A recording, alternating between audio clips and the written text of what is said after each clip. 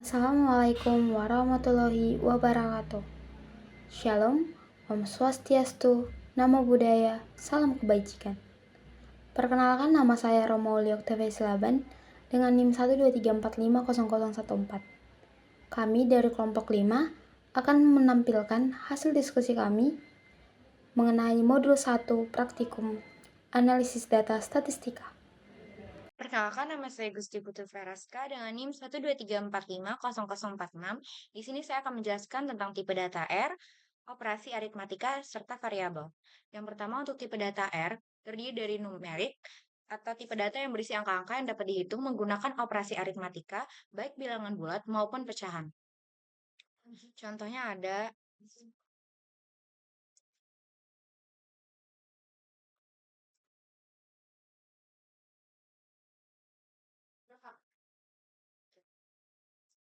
terus ada juga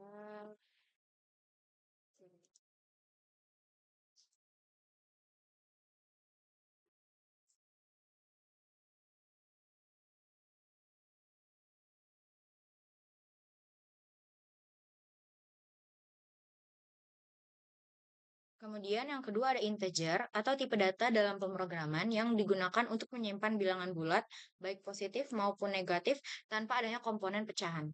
Contohnya ada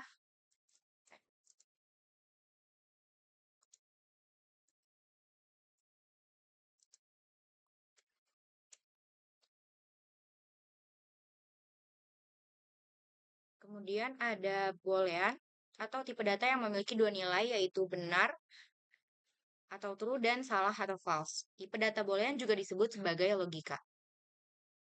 Contohnya saya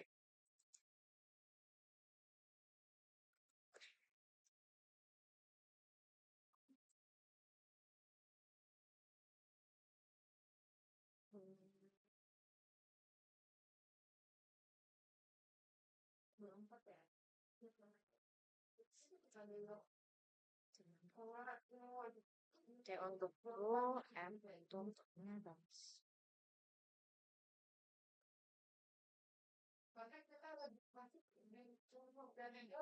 Kemudian ada karakter atau string atau tipe data yang berisi karakter atau string atau biasanya isinya itu teks. Contohnya kayak gini.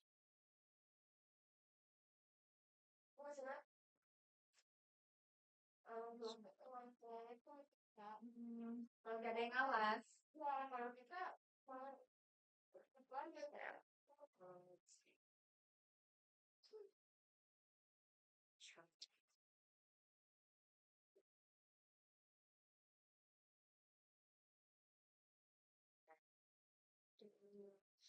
Terus, jadi tipe data R udah, sekarang ada operasi aritmatika. Jadi di R itu kita bisa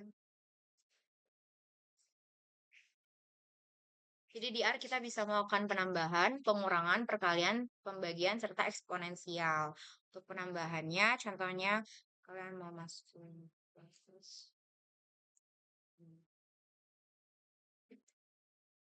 Itu untuk pengurangan, contohnya ada 8 dikurang 7. Nanti hasilnya keluar sendiri gitu. Terus untuk perkaliannya 2 dikali 7. Pencet 2 7 9 14 8 dibagi 2 9 4 3 3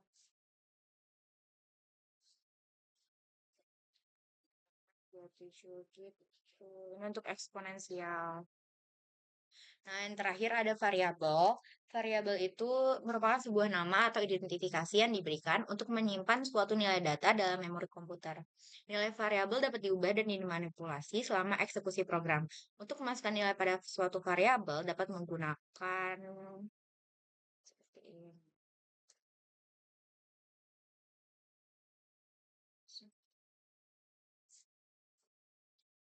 Variabel.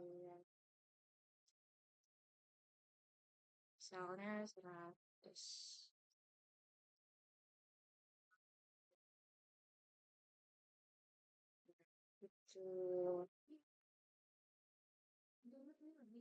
Nah, nilai dalam variabel juga bisa ditambahkan menggunakan operasi aritmatika.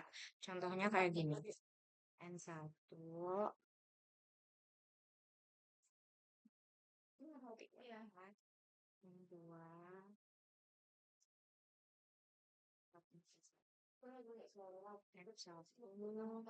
Plus. Nah, gitu tuh. Sekian penjelasan dari saya. Terima kasih.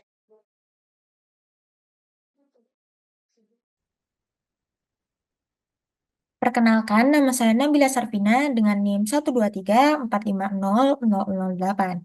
Di sini saya akan menjelaskan mengenai materi praktikum analisis data statistika pada modul 1, di mana saya akan menjelaskan pengertian vektor. Vektor merupakan objek data yang paling sederhana yang ada pada R dan merupakan kombinasi dari berbagai nilai sesuai dengan data yang dimasukkan. Tipe-tipe data yang bisa digunakan pada hal ini bisa berupa numerik, integer, karakter, bahkan boolean. Kemudian saya akan menampilkan apabila saya memasukkan tipe data berupa integer.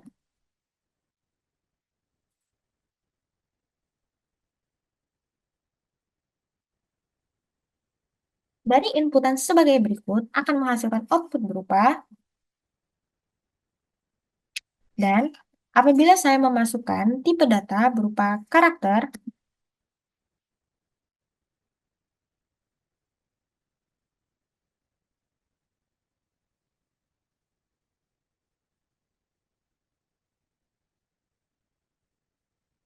akan menghasilkan output berupa.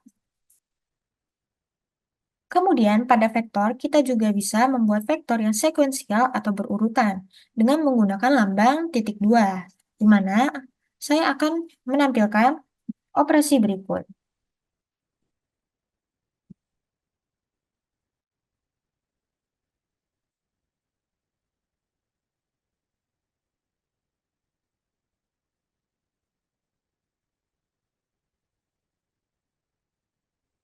Di mana apabila saya memasukkan input tersebut akan menghasilkan output berupa vektor urutan dari 1 sampai 10.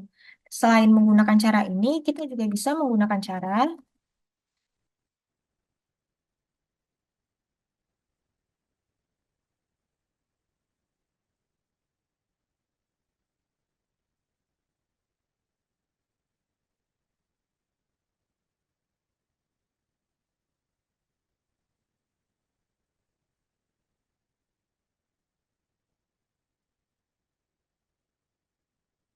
pada inputan tersebut, kita juga menghasilkan output yang sama dengan rumus yang pada sebelumnya. Pada vektor, kita juga bisa menggunakan operasi vektor seperti operasi pertambahan atau pengurangan, seperti apabila kita memisahkan V1 berupa vektor dengan nilai 1, 2, 3. Kemudian kita memisahkan bahwa P2 merupakan vektor dengan nilai 2, 5, dan 6. Kemudian, apabila P1 kita tambahkan dengan P2, dari inputan ini akan menghasilkan output berupa 3, 7, dan 9. Jadi, pada rumus ini kita bisa menambahkan pada vektor 1 dan vektor 2. Kemudian, pada vektor kita juga bisa membuat vektor perbandingan dengan menggunakan rumus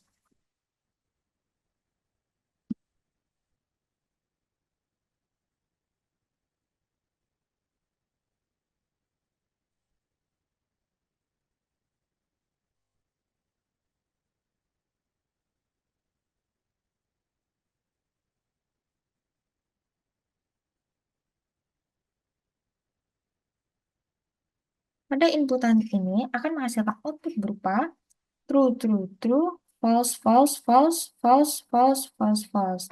Di mana kita akan dari inputan ini kita menginput bahwa nilai yang lebih kecil dari 4. Jadi akan ada 3 true dan 7 false.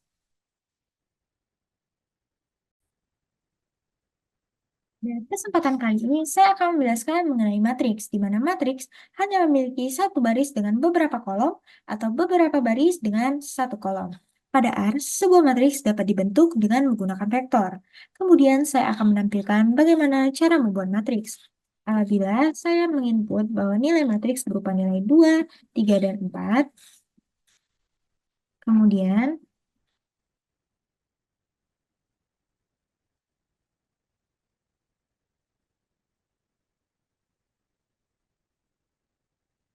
dari hasil inputan ini akan menghasilkan output berupa nilai matriks dengan memiliki 3 baris dengan nilai 2, 3, dan 4. Kemudian, fungsi matriks juga dapat digunakan untuk membuat matriks 2 dimensi dengan menggunakan fungsi nrow dan byrow, di mana fungsi nrow dapat digunakan dalam menentukan jumlah baris, sedangkan fungsi byrow dapat digunakan dalam menentukan bentuk matriks berdasarkan baris atau kolom. Kemudian saya akan menampilkan dari kedua fungsi tersebut.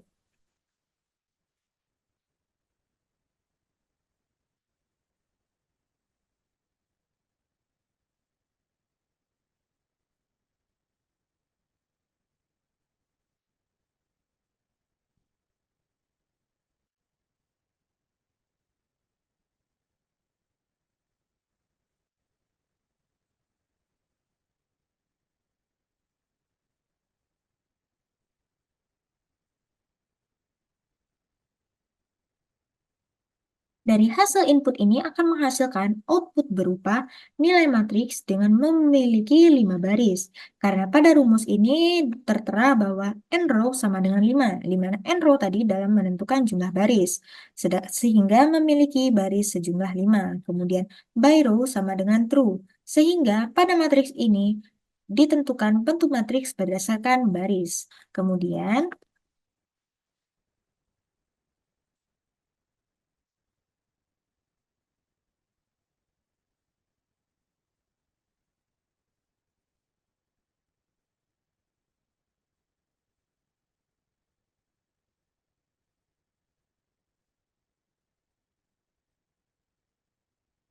pada hasil, inputan ini akan menghasilkan output berupa nilai matriks dengan memiliki 5 baris. Pada inputan ini memiliki rumus by-row sama dengan false, sehingga pada matriks ini ditentukan bahwa menentukan bentuk matriks berdasarkan kolom. Kemudian, dua buah vektor yang memiliki panjang vektor yang sama juga dapat digabung dengan membentuk sebuah matriks. Saya misalkan dengan nilai X1 berupa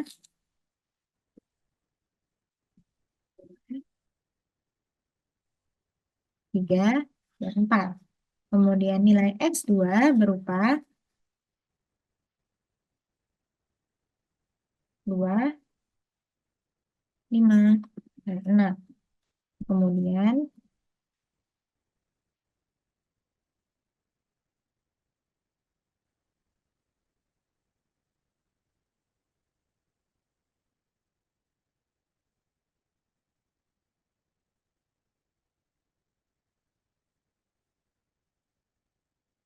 matriks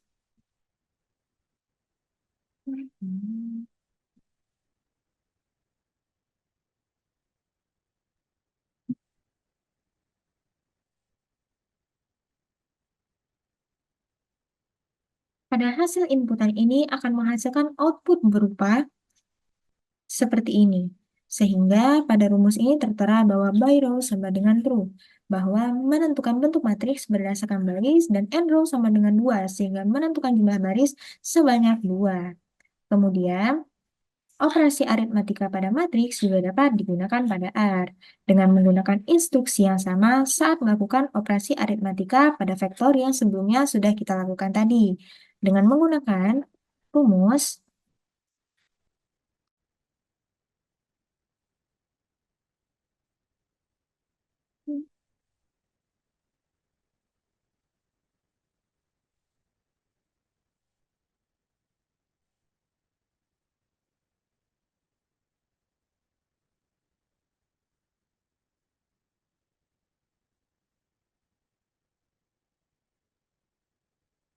dengan hasil inputan ini, kita akan menentukan bagaimana bentuk matriksnya terlebih dahulu. Sehingga pada matriks ini ditentukan bahwa matriks ditentukan berdasarkan baris dan memiliki 5 baris. Kemudian kita akan melakukan operasi aritmatika berupa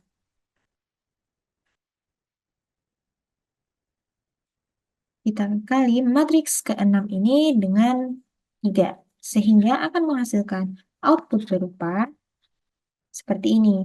Sehingga setiap nilai matriksnya akan dikali dengan 3.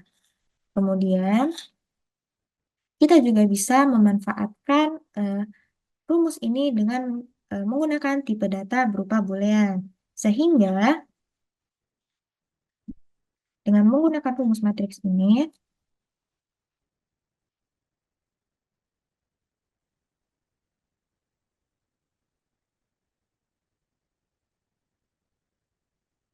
bahwa pada matriks ini kita menentukan untuk matriks ke-6 yang memiliki nilai lebih kecil dari 12. Sehingga nilai matriks pada urutan dari 1 sampai 11 memiliki nilai true, sehingga urutan dari 12 sampai 20 memiliki nilai false. Sehingga hasil output yang dihasilkan pada rumus atau input pada yang di atas seperti ini. Terima kasih, itu saja yang dapat saya jelaskan. Mohon maaf apabila saya ada kesalahan dan terima kasih. Assalamualaikum warahmatullahi wabarakatuh. Halo, perkenalkan nama saya Fabio Banyucito dari Prodi Sains Data di kelas RC dengan NIM 123450104. Pada video kali ini saya akan memberikan sebuah soal dan serta jawabannya, yaitu mengenai matriks dan data frame. Pertama-tama kita harus mengetahui apa itu matriks. Matriks merupakan sebuah vektor yang disebut sebagai matriks yang memiliki satu dimensi, di mana matriks hanya memiliki satu garis dan beberapa kolom, atau beberapa garis dengan satu kolom. Lalu, yang kedua adalah data frame. Data frame adalah bentuk struktur data yang menggambarkan sebuah tabel tersusun dari beberapa baris dan kolom. Untuk lebih jelasnya, mari kita masuk ke dalam studi kasusnya. Di dalam video ini, saya akan menjelaskan tentang matriks lanjutan yang sudah dijelaskan oleh teman saya sebelumnya. Pada kali ini kita akan menjelaskan matriks 2, yaitu fungsi sederhana untuk operasi matriks, yaitu seperti row sums, call sums, row means, call means, serta r-bind dan c-bind. Oke, untuk pertama kita akan membuat kasus di mana dalam studi kasus ini saya akan membuat tentang variabel motor serta harga-harganya. Oke, mari kita mulai. Pertama, kita tentukan variabel yang ingin kita buat. Karena saya sudah bilang tentang merek motor, saya akan membuat Yamaha. Kurang dari minus C. Di sini kita tentukan harga-harganya atau selain harga atau data selain harga seperti nomor motor. Saya akan memberikan 260, 350, 400, 210. Lalu saya akan membuat merek motor kedua, yaitu Honda. Kita berikan hal yang sama seperti Yamaha, 440,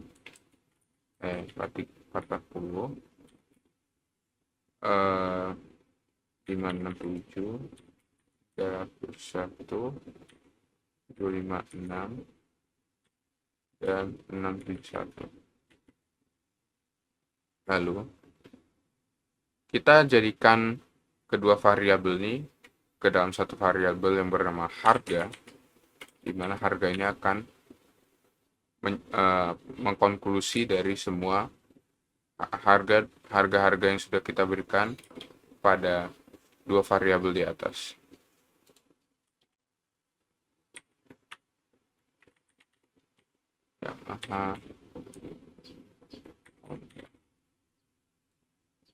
Lanjut, untuk variabel berikutnya kita akan menamai variabel harga dengan matriks karena akan dihubungkan harga.matriks. Nah, maksud saya dihubungkan ialah kita akan menghubungkannya dengan matriks di sini. Matriks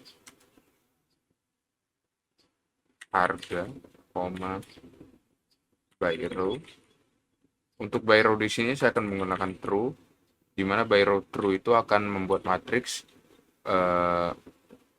memiliki arah dari kiri ke kanan secara urutan dan dari kolom atas ke bawah secara dengan nilai yang sama. Tapi karena kita identifikasi di sini nilainya berbeda-beda, maka nanti saat dijadikan matriks nilainya jelas pada kolom dari atas ke bawah akan berbeda. Untuk and row-nya kita kasih 2 karena kita berikan 2 saja karena hanya memiliki 2 variabel. Oke. Lalu kita tekan price maksudnya harga matriks, lalu kita tekan run. Oh, maaf. Nah, di sini kita harus tekan search dulu untuk menampilkan harga matriks. Jika kita sudah tekan search, maka baru bisa kita tekan run. Maaf. Baru output yang keluar adalah hasil yang telah kita buat. Kasus berikutnya ialah kita ingin memberikan nama pada kolomnya, kolom dan barisnya, dimana mengidentifikasi bahwa di atas itu adalah harganya, di kiri itu adalah jenis mereknya. Untuk itu kita namai dulu, kita menamainya dulu menggunakan row names dan column names. Tapi untuk sebelum itu kita harus membuat variabel apa saja yang dibutuhkan untuk membuat column names dan row names. Kita akan mengambil bulan di sini. Kenapa saya mengambil bulan? Karena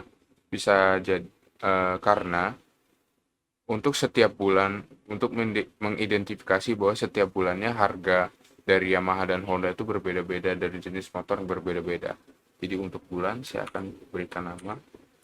Saya akan mengidentifikasi petik 2 ya, karena tipe datanya itu adalah strings Januari.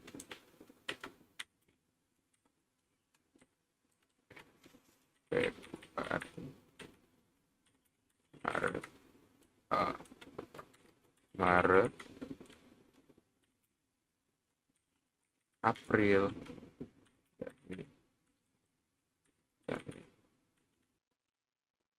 lanjut kita akan memberikan identifikasi merek ini apa saja isinya di dalam fungsinya, yaitu ada Yamaha dan Honda.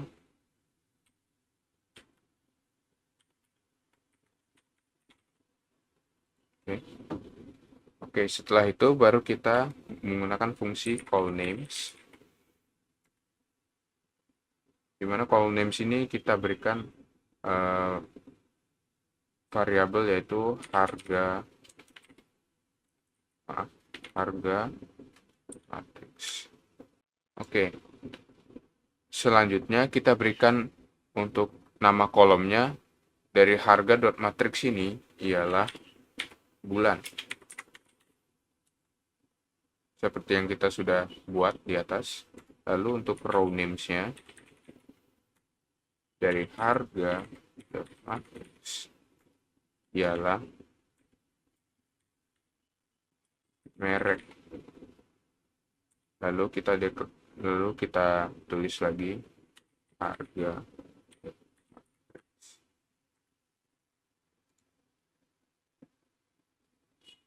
Oke, seperti yang kita lihat bahwa setelah kita run, kita melihat bahwa sudah ternamai dengan jelas bahwa row names-nya itu adalah dari mereknya, yaitu Honda dan Yamaha. Dan untuk kolomnya ialah dari nama bulan, yaitu Januari, Februari, Maret, sampai April. Oke, kita lanjut ke kasus rata-rata. Kita ingin mencari rata-rata dari setiap kolom dan barisnya.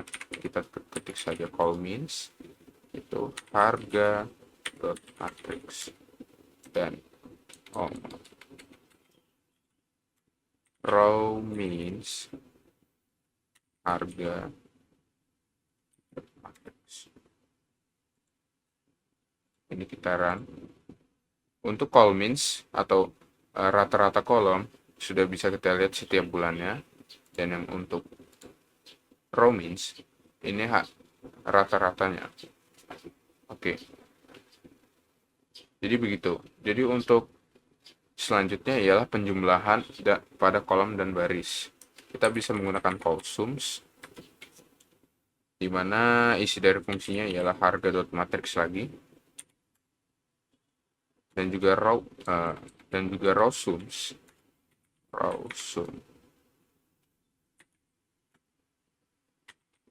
harga matrix. Ini bisa kita run satu-satu lagi.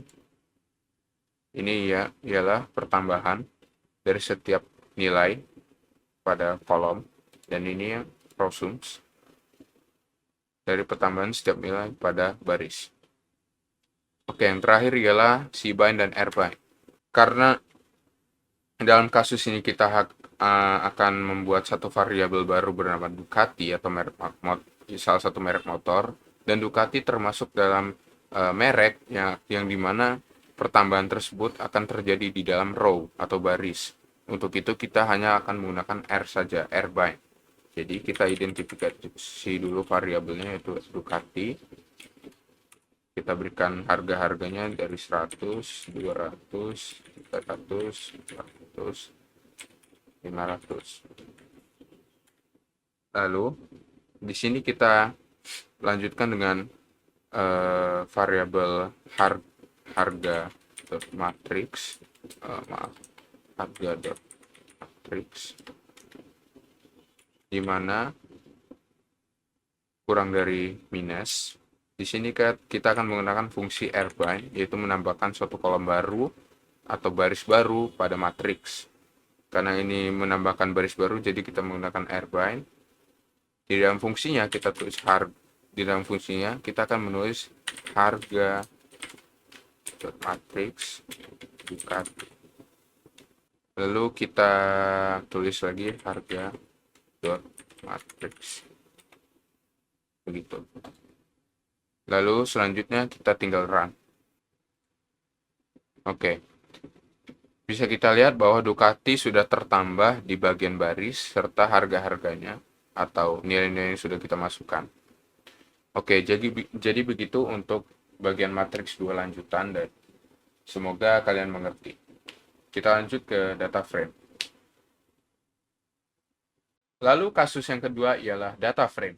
Kita akan membuat kasus data frame, kasus sederhana.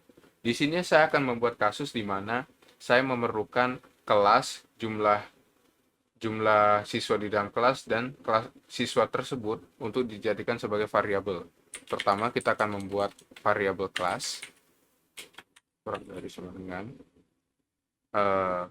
C buka kurung. Karena tipe data yang akan kita tuliskan ia berupa char atau kalimat, maka itu akan berupa string. Tipe datanya string dan memerlukan petik 2, yaitu petik 2. Dan saya akan membuat 3 kelas, yaitu tpb1, tpb2, dan tpb3. Oh, ini belum ada petiknya. tpb3. Lalu variabel kedua ialah jumlah mahasiswa yang akan saya deklarasikan sebagai amount.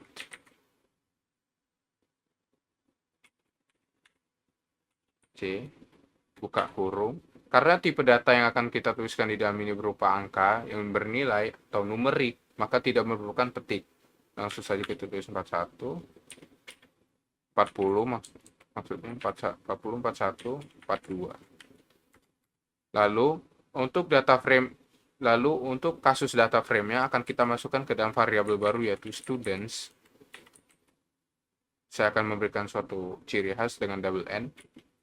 Karena nilai dari variabel ini sama sekali tidak berpengaruh, atau nama dari variabel sama sekali tidak berpengaruh, namun sensitif.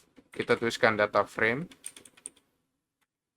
Lalu di dalam fungsi data frame itu kita akan masukkan 2 variabel yang telah kita buat, yaitu kelas dan amount. Lalu kita tuliskan lagi students untuk memberikan output di dalam sini. Lalu kita tekan ini.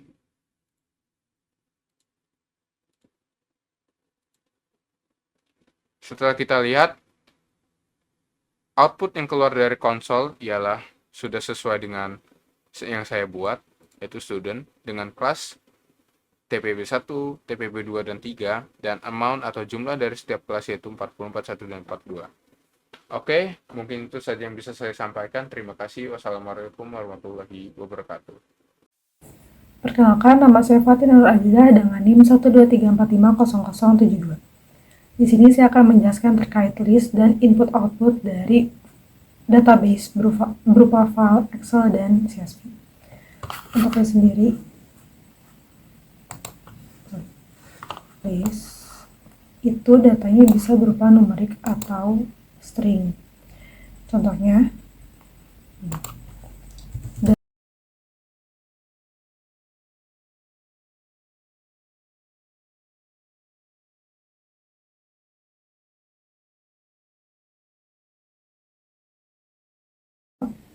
tanda seperti ini atau sembarangan. List, kalau numerik nggak perlu pakai tanda petik 2. Kalau pakai string,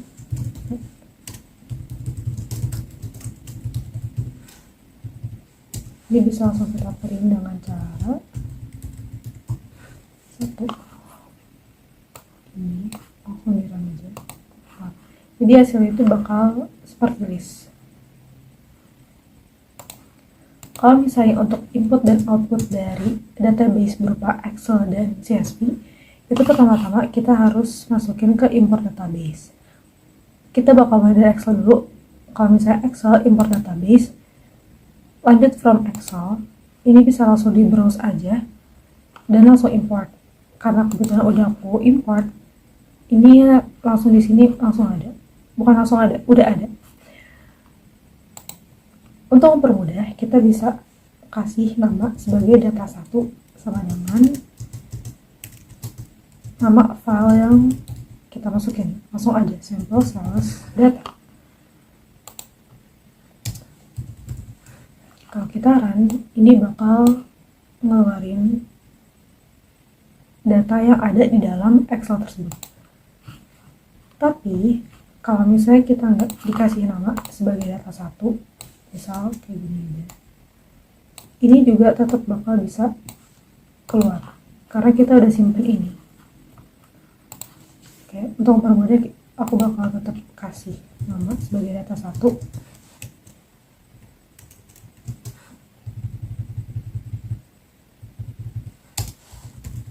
Karena ini berupa Excel, di RStudio itu bisa tampilin sum atau total dari kolom, terus juga min, rata-rata, nilai terkecil, min, dan nilai terbesar atau max. Contohnya kalau misalnya sum, min, max. Untuk sum itu kita bisa ngetik nama filenya, sample analysis data, kita kasih $sign dan pilih kolomnya. Di sini ada tipe datanya langsung, ada karakter, ada numerik. Kita pakai numerik. Jadi kita contohnya pakai sales rep ID. Terus untuk min sama juga, tulis nama filenya, kasih tahu kolom mana yang mau dirata-ratain. Kita pakai sales rep ID lagi aja. Untuk minnya juga bisa pakai cara yang sama sampai ke max.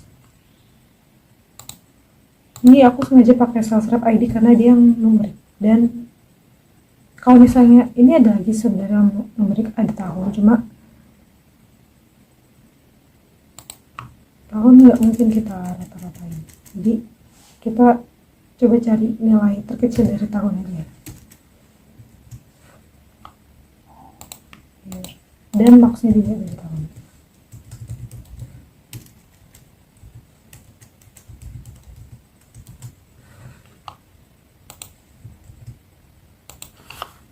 Ini bisa langsung kita run aja.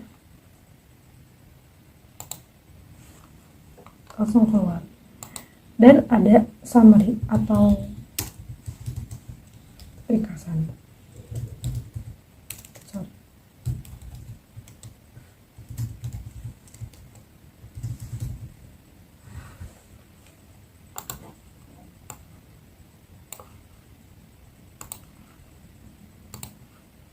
langsung keluar summary.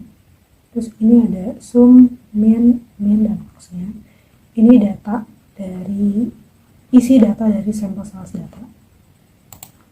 Itu untuk input output dari file yang berupa Excel.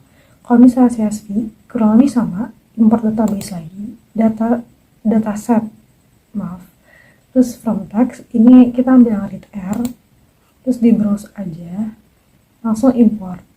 Ini aku ada import. Filenya sama, sampel sales data, tapi dengan formatnya CSV. Itu bisa di convert aja ke CSV atau di save as CSV. Ini sama kurang lebih. Kita kasih nama data 2.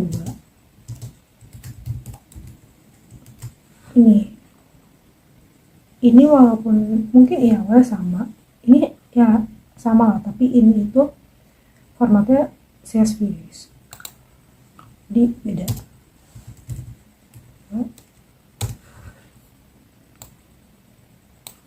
Langsung di run juga sama juga. Tapi untuk di CSV kita bisa nyari data baris mana yang mau ditunjukin. Misalnya datanya tuh ada, atau ya datanya tuh ada 10 baris gitu. Kita bisa minta yang ditunjukin cuma dari 1 sampai 5 atau 1 sampai 4 gitu. Dengan cara head nama file, koma 5. Begitupun juga yang di bawah. Kita tapi pakai tail, bukan pakai head.